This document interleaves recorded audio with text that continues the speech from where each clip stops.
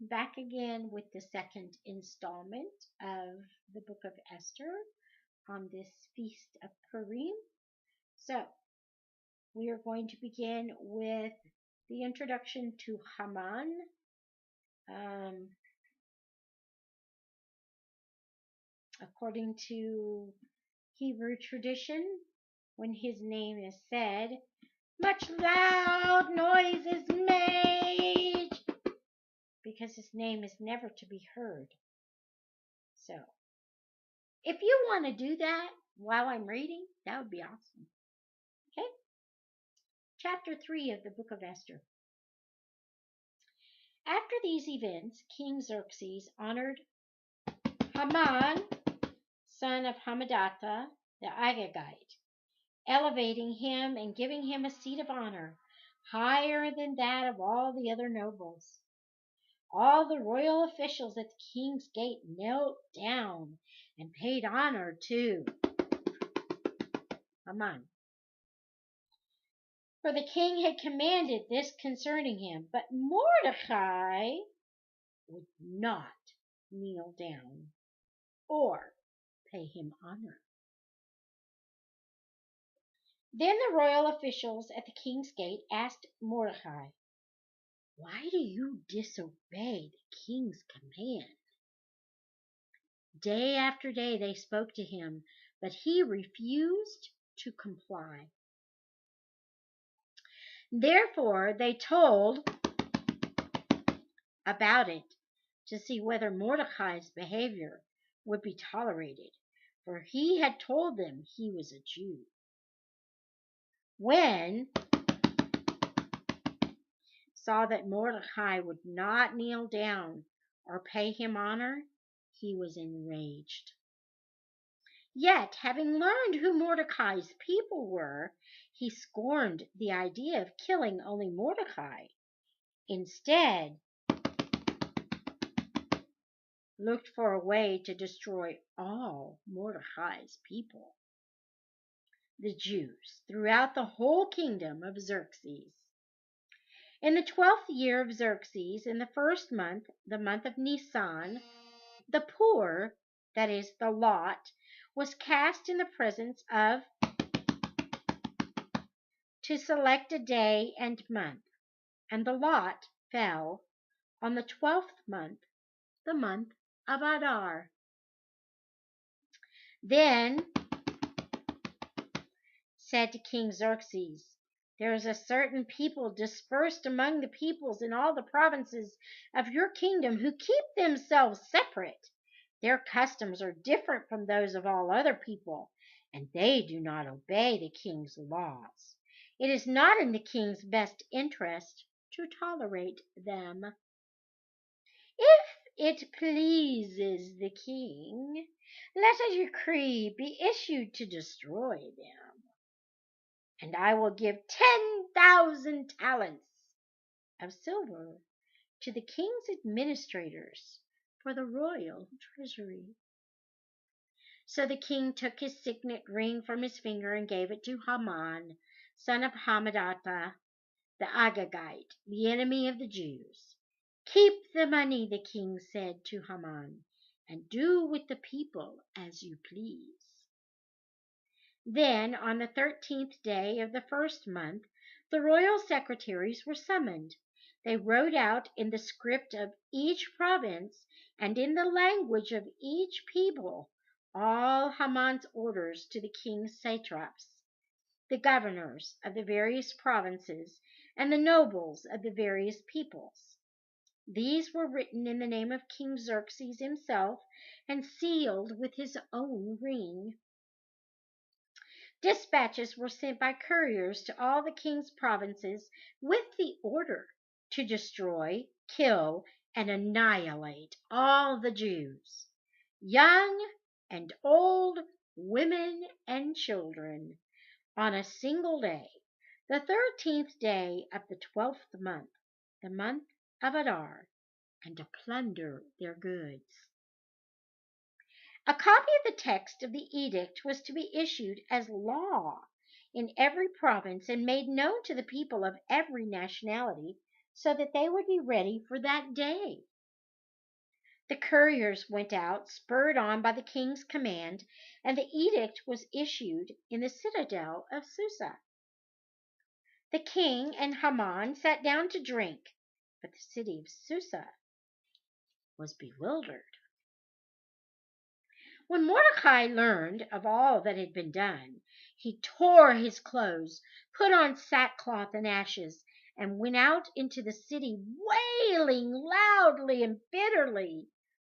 But he went only as far as the king's gate, because no one clothed in sackcloth was allowed to enter it. In every province to which the edict and order the king came, there was a great mourning among the Jews, with fasting, weeping, and wailing. Many lay in sackcloth and ashes. When Esther's eunuchs and female attendants came and told her about Mordecai, she was in great distress. She sent clothes for him to put on instead of his sackcloth, but he would not accept them. Then Esther summoned Hathach, one of the king's eunuchs assigned to attend her, and ordered him to find out what was troubling Mordecai and why. So Hathach went out to Mordecai in the open square of the city, in front of the king's gate. Mordecai told him everything that had happened to him, including the exact amount of money Haman had promised to pay into the royal treasury for the destruction of the Jews. He also gave him a copy of the text of the edict for their annihilation, which had been published in Susa, to show to Esther and explain it to her. And he told him to instruct her to go into the king's presence to beg for mercy and plead with him for her people. Hathach went back and reported to Esther what Mordecai had said.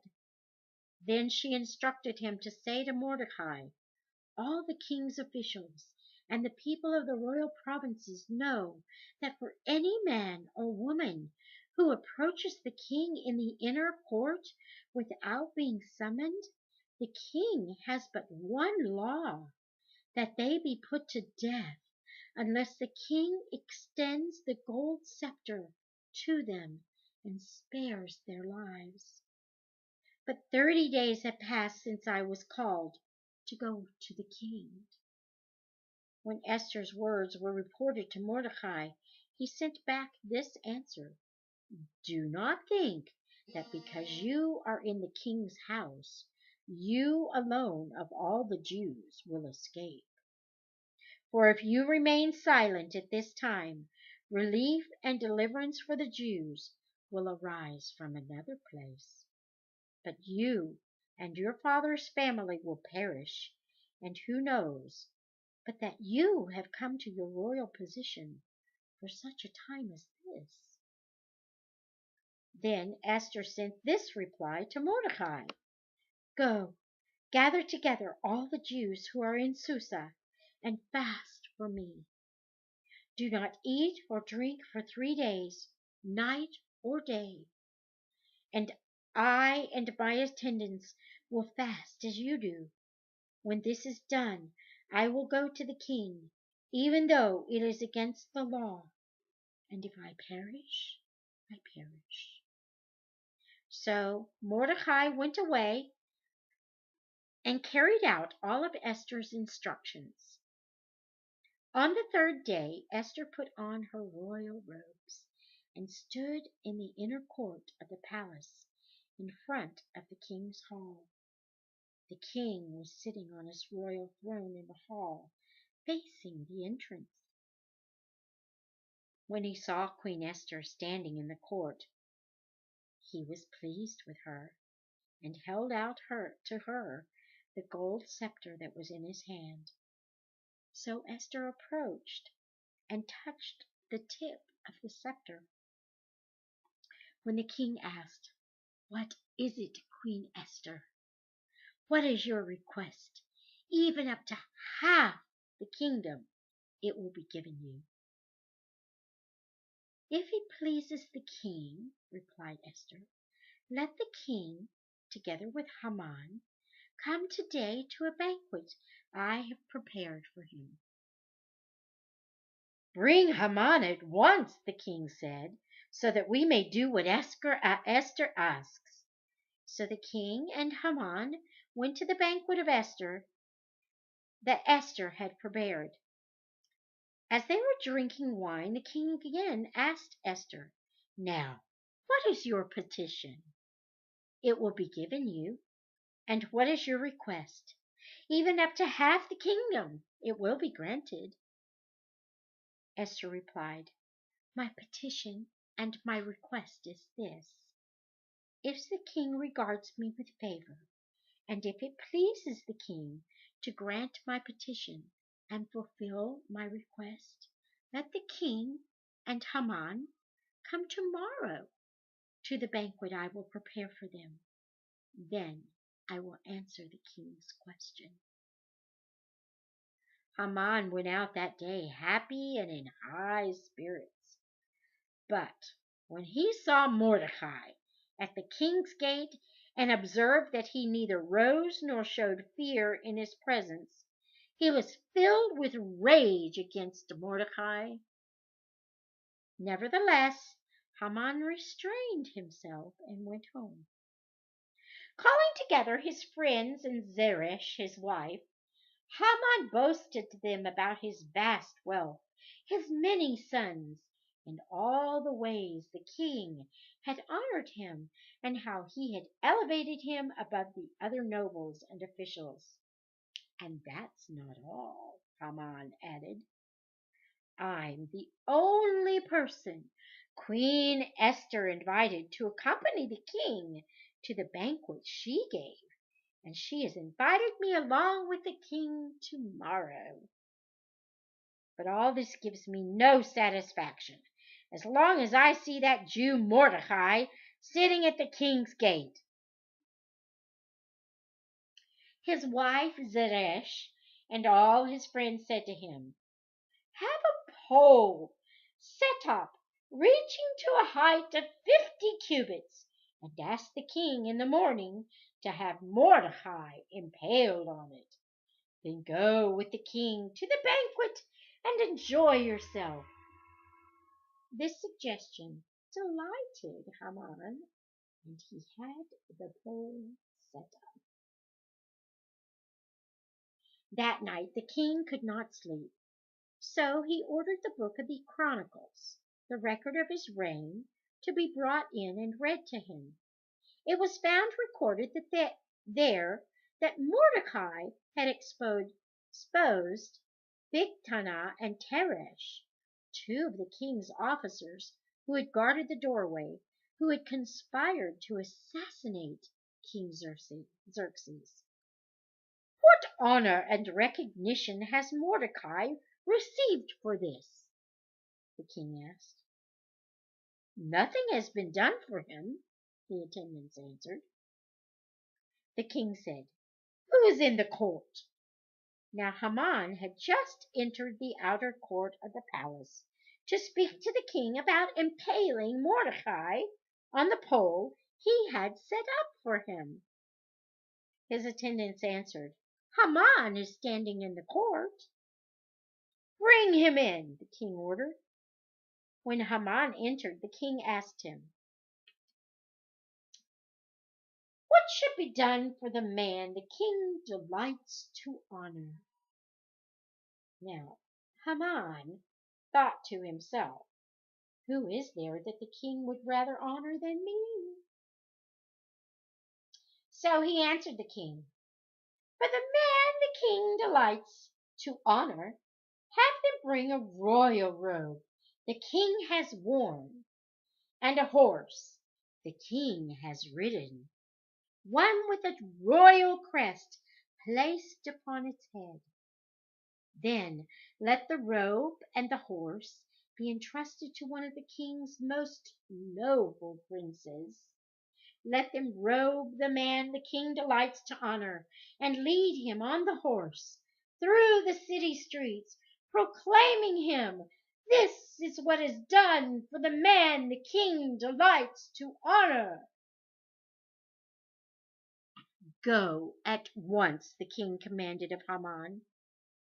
Get the robe and the horse and do just as you have suggested, or Mordecai, the Jew, who sits at the king's gate. Do not neglect anything you have recommended.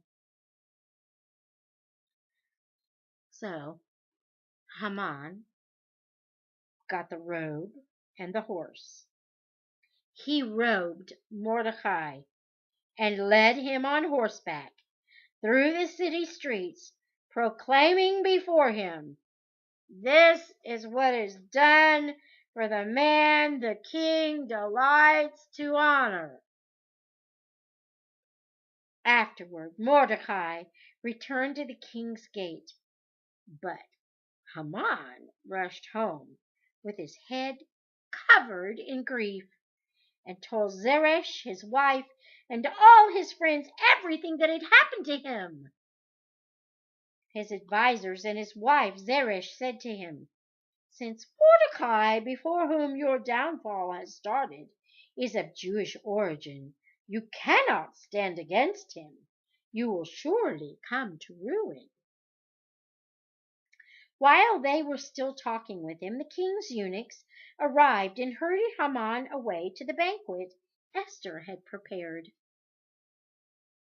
So the king and Haman went to Queen Esther's banquet, and as they were drinking wine on the second day, the king again asked, "Queen Esther, what is your petition?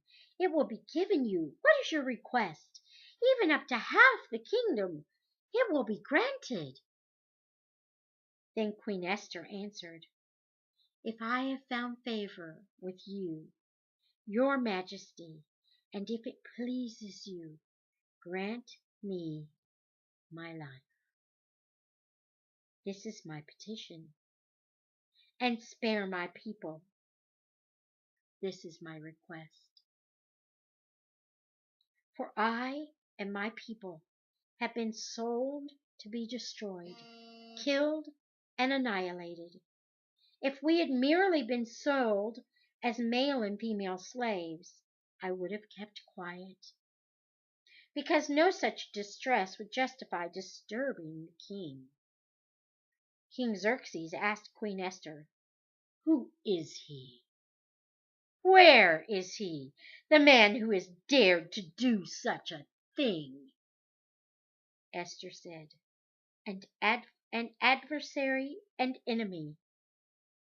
This vile Haman." Then Haman was terrified before the king and queen. The king got up in a rage, left his wine, and went out into the palace garden. But Haman, realizing that the king had already decided his fate, stayed behind to beg Queen Esther for his life. Just as the king returned from the palace garden to the banquet hall, Haman was falling on the couch where Esther was reclining. The king exclaimed, "Will he even molest the queen while she is with me in the house?" As soon as the word left the king's mouth, they covered Haman's face. Then Harbonah, one of the eunuchs attending the king, said, "A pole reaching to a height of 50 cubits stands by Haman's house. He had it set up for Mordecai, who spoke up to help the king." The king said, "Impale him on it." So they impaled Haman on the pole he had set up for Mordecai. Then the king's fury subsided. That same day, King Xerxes gave Queen Esther the estate of Haman, the enemy of the Jews, and Mordecai came into the presence of the king, for Esther had told how he was related to her. The king took off the signet ring which he had reclaimed from Haman and presented it to Mordecai, and Esther appointed him over Haman's estate. Again Esther pleaded with the king, falling at his feet and weeping. She begged him to put an end to the evil plan of Haman the Agagite, which he had devised against the Jews.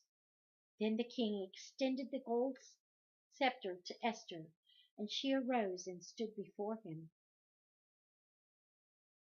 "If it pleases the king," she said, "and if he regards me with favor, and thinks it is the right thing to do, and if he is pleased with me, let an order be written overruling the dispatches that Haman, son of Hammedatha the Agagite, devised, and wrote to destroy the Jews in all the king's provinces. For how can I bear to see disaster fall on my people? How can I bear to see the destruction of my family?" King Xerxes replied to Queen Esther and to Mordecai the Jew, "Because Haman attacked the Jews, I have given his estate to Esther, and they have impaled him on the pole he set up. Now write another decree in the king's name, in behalf of the Jews, as it seems best to you, and seal it with the king's signet ring, for no document written in the king's name and sealed with his ring can be revoked." At once the royal secretaries were summoned. On the 23rd day of the third month, the month of Sivan, they wrote out all of Mordecai's orders to the Jews and to the satraps, governors, and nobles of the 127 provinces stretching from India to Cush. These orders were written in the script of each province and the language of each people, and also to the Jews in their own script and language. Mordecai wrote in the name of King Xerxes, sealed the dispatches with the king's signet ring, and sent them by mounted couriers who rode fast horses, especially bred for the king. The king's edict granted the Jews in every city the right to assemble and protect themselves, to destroy, kill, and annihilate the armed men of any nationality or province who might attack them and their women and children, and to plunder the property of their enemies. The day appointed for the Jews to do this in all the provinces of King Xerxes was the 13th day of the 12th month, the month of Adar. A copy of the text of the edict was to be issued as law in every province and made known to the people of every nationality, so that the Jews would be ready on that day to avenge themselves on their enemy.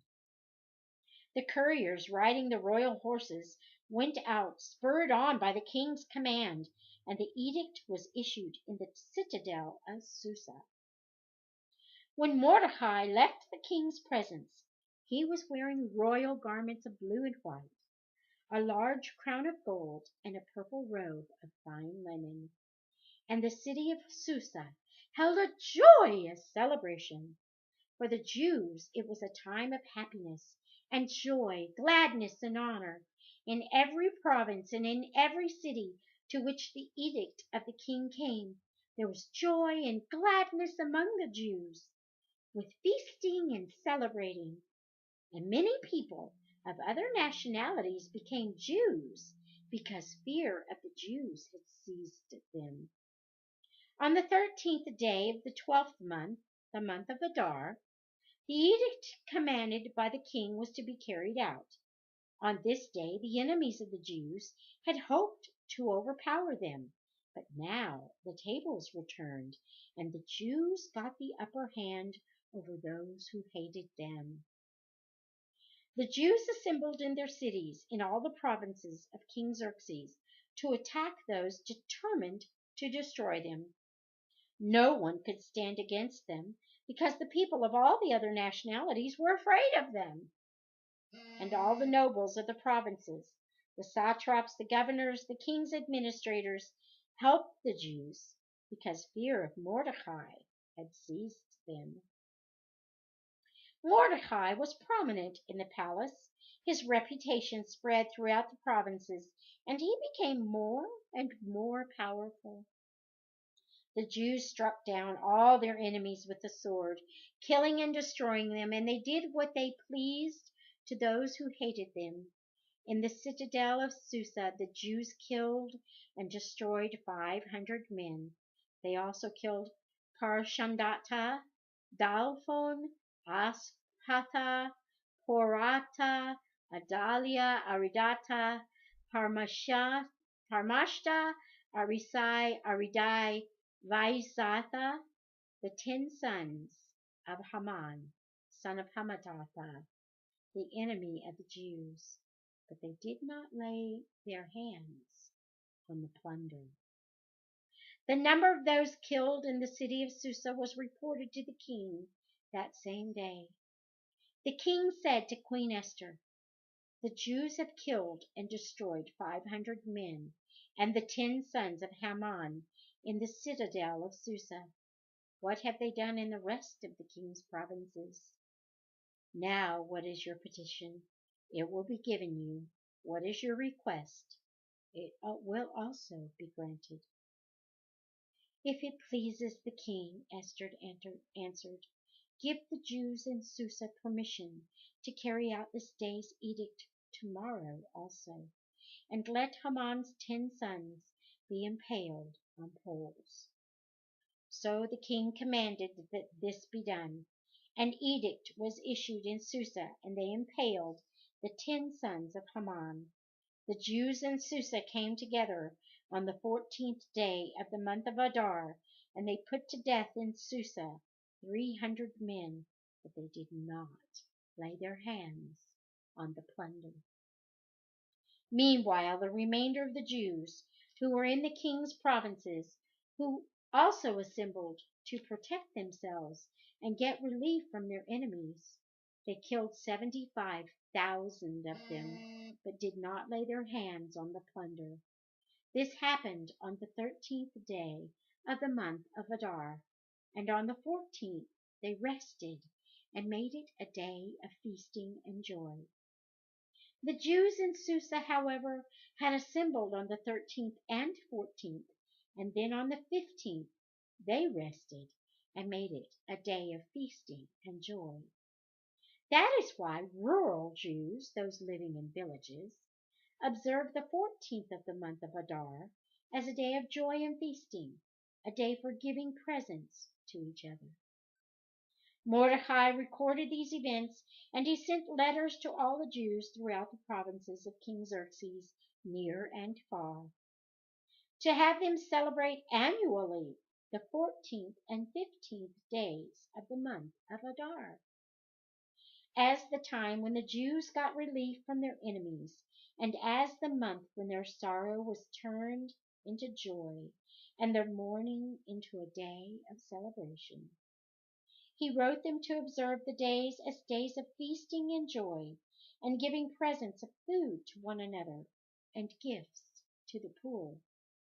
So the Jews agreed to continue the celebration they had begun, doing what Mordecai had written to them. For Haman, son of Hammedatha, the Agagite, the enemy of all the Jews, had plotted against the Jews to destroy them, and had cast the poor, that is the lot, for their ruin and destruction. But when the plot came to the king's attention, he issued written orders that the evil scheme of Haman had devised against the Jews should come back onto his own head, and that he and his sons should be impaled on poles.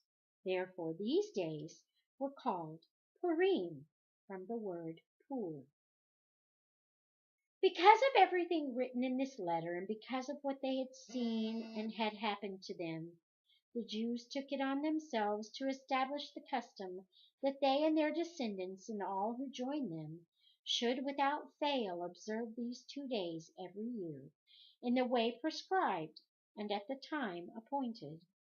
These days should be remembered and observed in every generation by every family and in every province and in every city, and these days of Purim should never fail to be celebrated by the Jews, nor should the memory of these days die out among their descendants. So, Queen Esther, daughter of Abihail, along with Mordecai the Jew, wrote with full authority to confirm The second letter concerning Purim. And Mordecai sent letters to all the Jews in the 127 provinces of Xerxes' kingdom, words of goodwill and assurance, to establish these days of Purim at their designated times, as Mordecai the Jew and Queen Esther had decreed for them, and as they had established for themselves and their descendants in regard to their times of fasting and lamentation. Esther's decree confirmed these regulations about Purim, and it was written down in the records. King Xerxes imposed tribute throughout the empire to its distant shores, and all his acts of power and might, together with a full account of the greatness of Mordecai, whom the king had promoted, are they not written in the book of the annals of the kings of Media and Persia? Mordecai the Jew was second in rank to King Xerxes, preeminent among the Jews, and held in high esteem by his many fellow Jews, because he worked for the good of his people and spoke up for the welfare of all the Jews. And that is the story of Esther. Until next time, may the Lord bless you and keep you. May he make his face to shine upon you and be gracious to you. May the Lord lift up his countenance upon you and grant you his peace.